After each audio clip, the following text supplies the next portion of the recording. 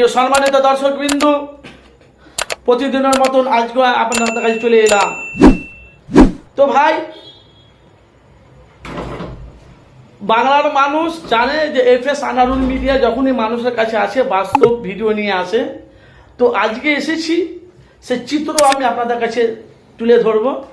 আজকে ফুরফুরা শরীফে যে শ্রীরামপুরে যে কল্যাণ ব্যানার্জি, যিনি যে জানেন যে ভোটে দাঁড়িয়েছে 2024 লোকসভা পঞ্চায়েত ভোটে, তো উনি আজকে ফুরফুরা শরীফে উজুলপুকুর থেকে পুরো ফুরফুরা এলাকাটা প্রায় 10 থেকে 12 কিলোমিটার, ওরা প্রায় মোটামুটি 5 থেকে 7 কিলোমিটার বলেছে। তো আমি সঙ্গে ছিলাম, লাইভ দিয়েছিলাম। প্রায় 10 থেকে 12 কিলোমিটার ভ্রমণ করেছে কল্যাণ ব্যানার্জি, হাজার হাজার মানুষের ভিড়।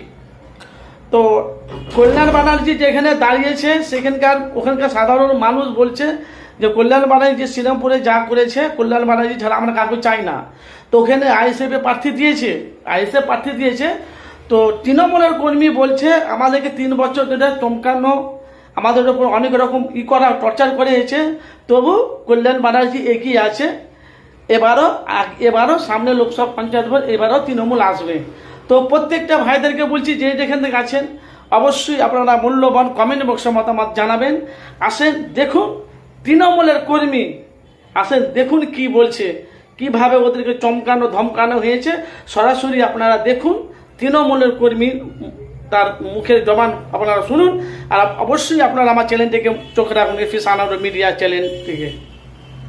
আপনি না পার্টি দিতেই পারে, যার বারে তার রাজনৈতিক কে আসতে পারে, ওখানে কি আসতে পারে।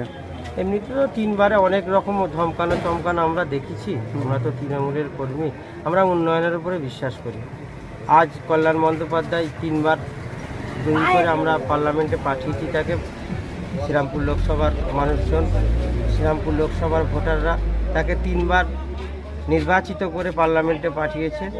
আবারও চতুর্থবারের ন্যায় কল্যাণ বন্দ্যোপাধ্যায়কে এই শ্রীরামপুর লোকসভার উন্নয়নের জন্য এখানকার মানুষ নিশ্চয়ই চতুর্থবার। আমাকে গতকালকে সিপিএম পার্টি বলেছে যে শ্রীরামপুরে যে কল্যাণ বানায় যে ওখানে 3 বছর না 4 বছর ধরে আছে, খামোখে যদি আইএসএফ ওখানে প্রার্থী দেয়, আইএসএফ কোনো চান্স পাবে না। যেহেতু শ্রীরামপুরে যা কাজ করছে কল্যাণ ব্যানার্জির কাছে কেউ আসতে পারবে না। দেখুন, আমি কে কি বক্তব্য করেছে আমি ঠিক জানি না, আমি তো শুনিনি। তবে আমার কাছে প্রমাণ আছে।